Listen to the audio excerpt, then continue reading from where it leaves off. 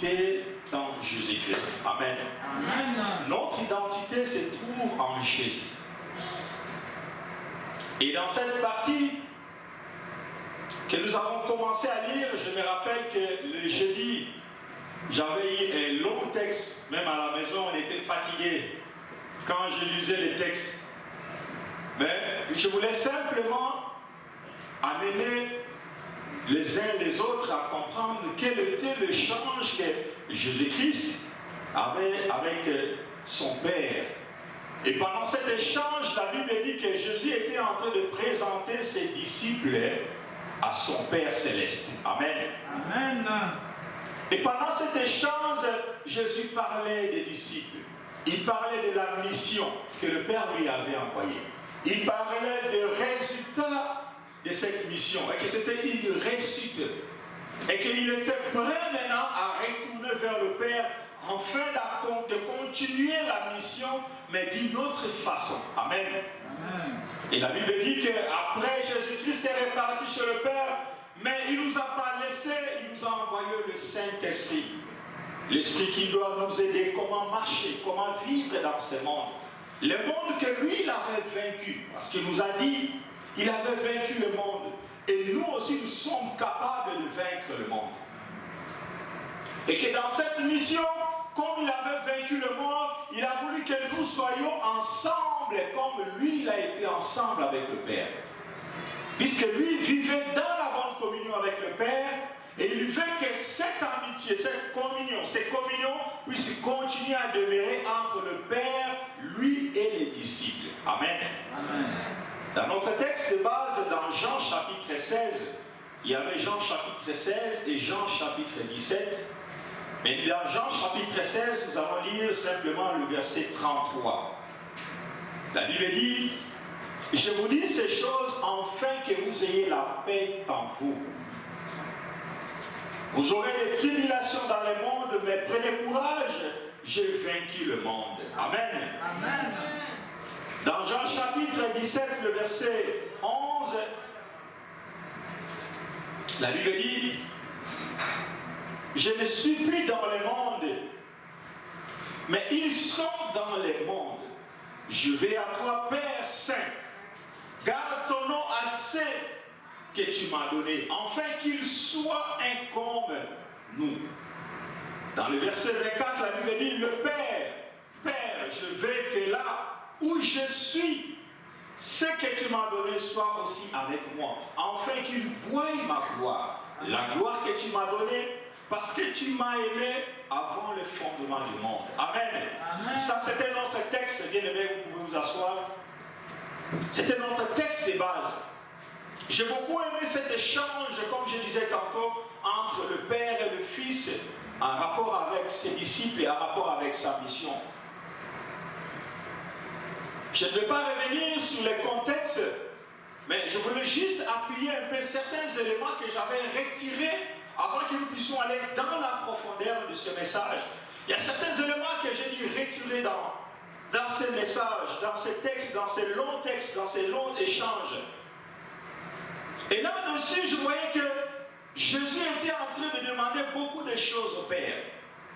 Et je disais, le jeudi passé, que nous, en tant qu'enfants de Dieu, dans notre prière, nous devons savoir demander que Dieu donne son amour, envoie son amour, puisse avoir l'amour avec tout le monde. Amen. Avec tout le monde.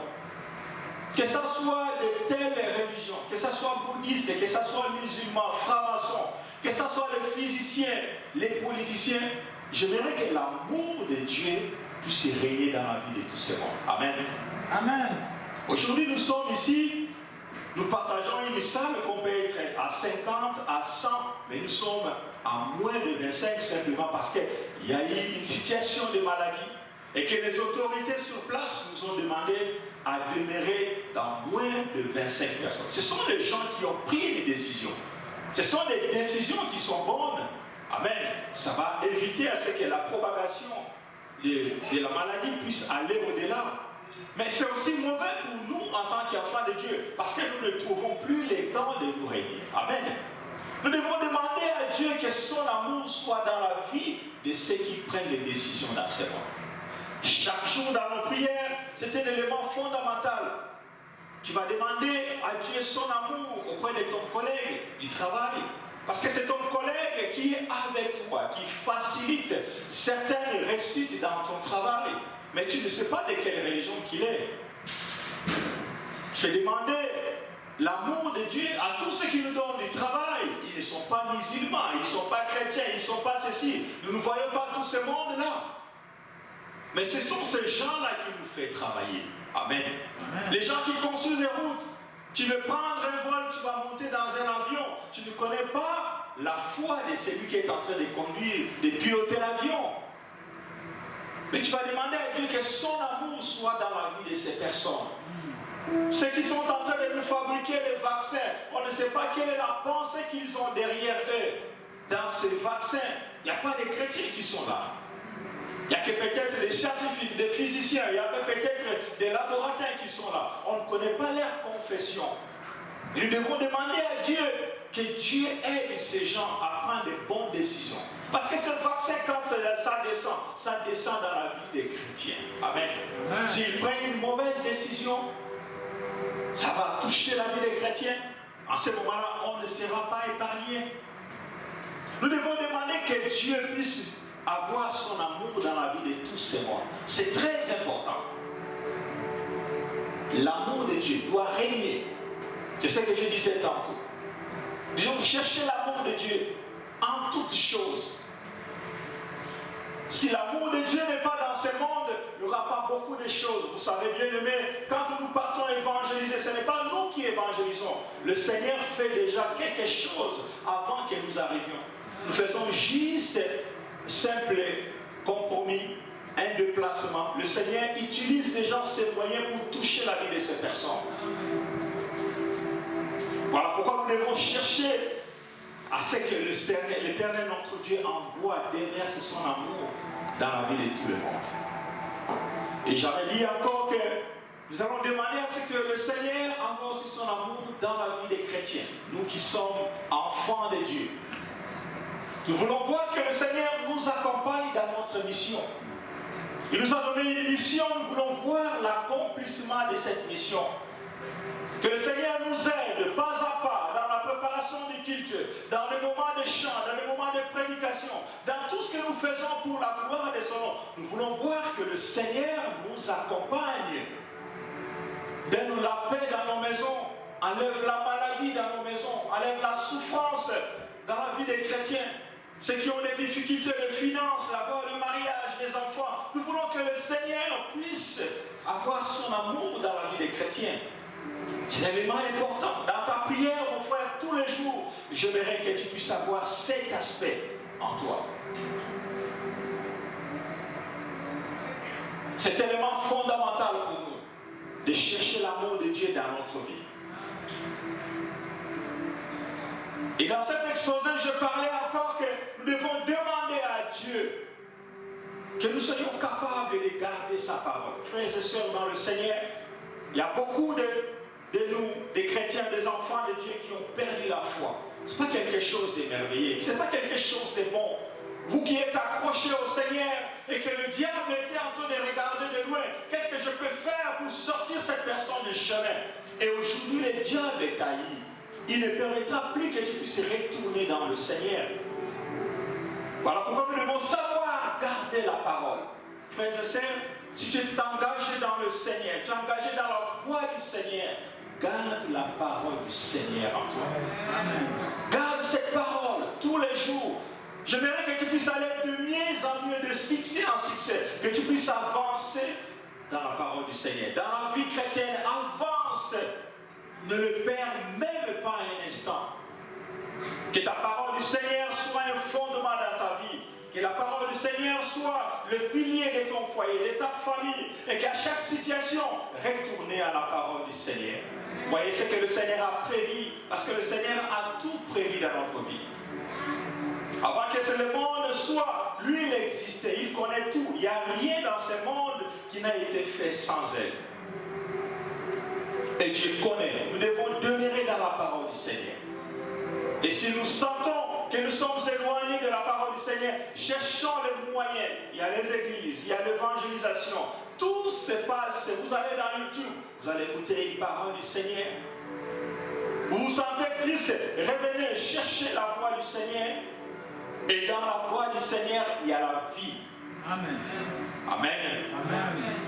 Et l'autre élément que j'étais en train de parler, c'est vivre la vie de sanctification.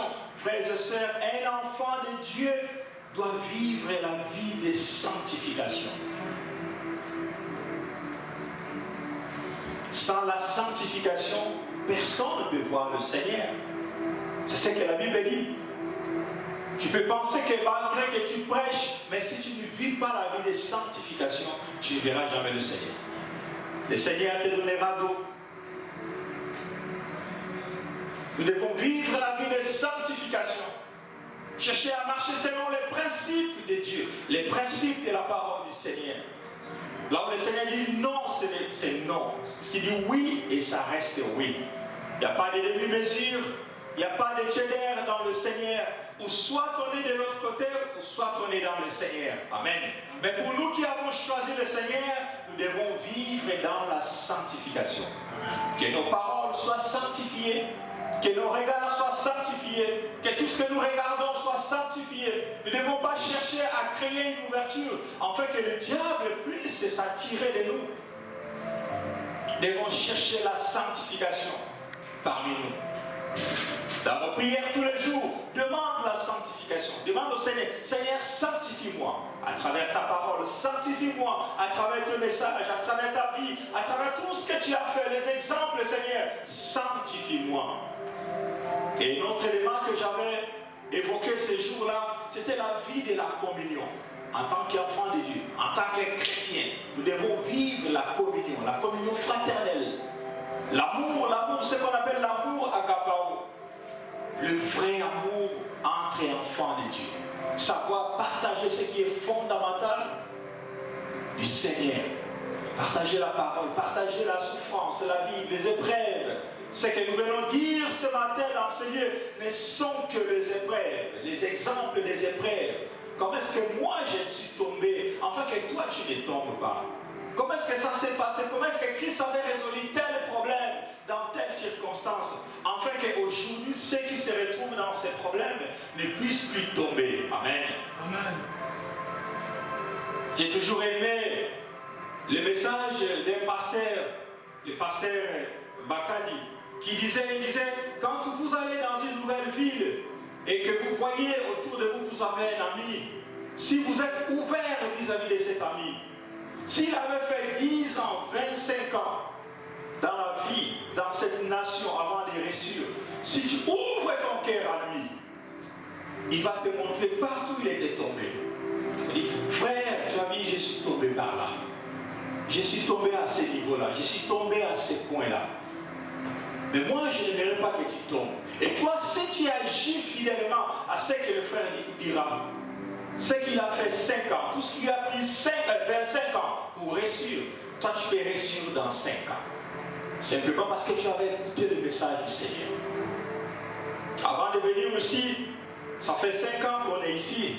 Je me rappelle, il y a un frère qui m'a dit, il dit, Pierre, quand tu vas venir, vous êtes tellement nombreux dans la valise, même, comment dirais-je, c'est qu'on tourne les foufous là, les malaxaires des maniocs. Il dit, mets dans le sac.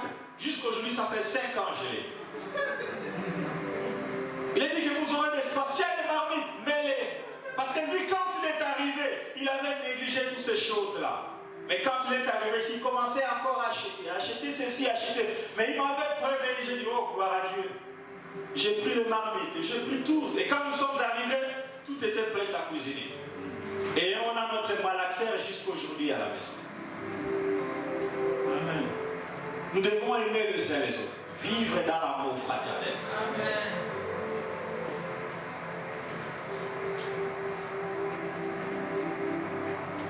Et tout cela, c'est simplement parce que nous voulons nous conduire selon une lignée que le Seigneur nous avait laissée. Amen. Amen. Nous voulons être semblables à Christ. Lui qui a vaincu le monde, nous voulons lui ressembler. Marcher comme lui il avait marché. L'objectif de prier pour les autres, prier pour les chrétiens, vivre la sanctification, vivre l'union, demeurer dans l'union, chercher la parole du Seigneur, lui qui était parole lui-même. Tout ça c'est parce que nous voulons vivre, avoir des valeurs qu'on appelle des valeurs chrétiennes. Ces valeurs doivent demeurer à nous, vivre à nous. Nous devons voir dans nos familles, dans nos vies, nos enfants, nous-mêmes, que nous puissions manifester des valeurs chrétiennes. Qu'on sente que cette maison sert le Seigneur, cette maison du Seigneur. Que ces enfants sont les enfants des parents qui servent le Seigneur. Ces enfants sont les enfants qui vont au culte. Ils écoutent le Seigneur, ils écoutent la parole du Seigneur. Nous voulons vivre les valeurs chrétiennes dans notre vie. Je me souviens, la fois dernière, quand j'ai eu un problème avec le véhicule, et quand je partais au garagiste, il m'a demandé, il m'a dit, mais là où tu avais dépanné ton véhicule, qu'est-ce qu'on t'a demandé comme facture? Ben, je me suis dit, non, on m'a fait ça gratuitement. Il m'a dit, non, dis-moi si on t'avait fait payer quelque chose. J'ai dit, non, on m'a fait ça gratuitement. Et quand j'ai retourné à la maison, Satan venait à moi. Il m'a montré toutes les facettes. Tu sais, si tu avais proposé $100, jusqu'avec $100, tu pouvais acheter ça. Si tu lui avais dit même $250, il pouvait accepter parce que il sait, un garagiste, il faut, quand tu as un problème dans le véhicule, en route, il faut prendre un véhicule qui va venir te transporter. C'est à peu près déjà sur l'autoroute, c'est environ $250. Le dépannage, le fait qu'on puisse t'élever seulement le véhicule qu'on l'élève sur le lift, c'est des gens de l'argent. Pourquoi tu n'as pas proposé cela? Regarde, il te manque ceci à la maison. Il te manque ceci. Mais tu pouvais prendre cet argent.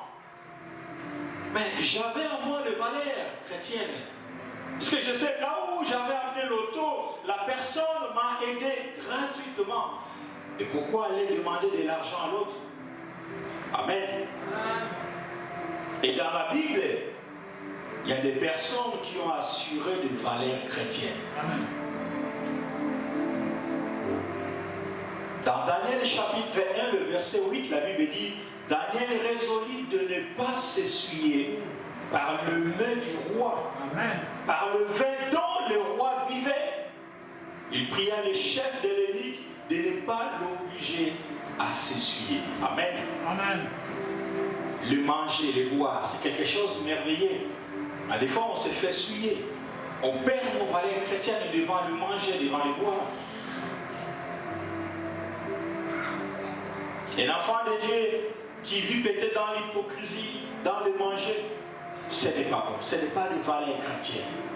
Daniel l'avait prouvé. La Bible dit que Daniel, avec ses compagnons, était face au roi. Quand vous lisez les textes au début, vous allez comprendre que le choix de Daniel n'était pas un choix hasard. C'était des personnes intelligentes, bon, avec les catégories qui sont tellement émerveillées.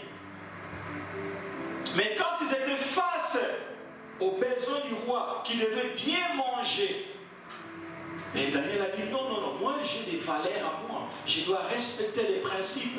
Je dois respecter ce qui est bon pour mon corps. Même si la nourriture du roi est tellement bon, mais je vais manger simplement des légumes. Parce que je vais être meilleur devant mon Dieu. Je dois respecter les valeurs chrétiennes, frères et sœurs. Nous devons savoir respecter les valeurs chrétiennes dans notre vie. Qu'on sente à nous que nous sommes vraiment enfants de Dieu. Dans notre marche, dans notre échange les uns et les autres, dans une petite discussion, même en réunion, dans notre travail, qu'on sente que mais lui, il est différent des autres. Nous devons être différents des autres. Que le Seigneur nous aide à marcher sur ce voie. Il y a une autre valeur chrétienne que vous connaissez. Dans Genèse chapitre 39, le verset 6, la Bible dit « Il n'abandonna point la main de Joseph. Tout ce qui l'appartenait, il avait avec lui les autres, soit celui de prendre sa nourriture. » 39, verset 6, 7. Je vais continuer un peu plus bas. Et le verset 7, la Bible dit, après ces choses, il arriva que la femme de son maître porta les yeux sur Joseph, il dit de coucher avec moi. Frères et sœurs, dans le Seigneur, vous savez, l'impudicité et toutes ces choses-là ne sont pas des valeurs chrétiennes. Ce ne sont pas des valeurs chrétiennes. Et Joseph avait résisté face à cet élément. Joseph avait dit non. Pour les gens du monde, c'était ce qu'on appelle souvent à l'Igala, c'est vraiment une passe à mort. Quelqu'un te propose quelque chose que tu peux chercher avec de l'argent, mais il te le propose gratuitement. Mais pour un enfant de Dieu comme Joseph, il avait dit non. Je ne céderai pas. Même si j'ai des grandes responsabilités dans cette maison que mon maître m'a donnée, mais je ne vais pas sortir avec la femme de mon maître. Nous devons vivre comme les enfants de Dieu. Respecter ces valeurs parmi nous. Que vous soyez homme, que vous soyez femme, vous devez chercher à vivre avec des valeurs chrétiennes. La débauche, l'impudicité, toutes ces choses ne sont pas des enfants de Dieu. Et ce sont ces valeurs chrétiennes qui nous élèvent. Si nous marchons, nous vivons avec cela, nous serons comme Jésus. Parce que Jésus n'a pas demeuré dans ces choses. Jésus-Christ a gagné le monde. Et cette victoire de Jésus était une victoire, une victoire de victoire. Là où il y avait des échecs, mais Jésus-Christ a ramené la victoire. Il y a un autre élément de valeur chrétienne. Si nous lisons dans le livre de Job, chapitre 20, la Bible dit que le Satan cherchait la face de Job. Il cherchait comment nuire à Job. Il est allé demander permission. Permets-moi de toucher à la vie de Job. La Bible dit que le Père Céleste avait permis à Satan de toucher la vie de Job. Mais pas son âme. Amen. Amen. Il a touché son corps. Il a détruit tout ce qu'il pouvait détruire autour de lui. Il y a les enfants de Job qui sont morts. Tous les biens de Job se sont éparpillés. Job a commencé à vivre dans le désespoir. Il vivait une vie de désespoir pendant un moment. C'est lui que la Bible dit que lui craignait Dieu. Il était juste devant Dieu.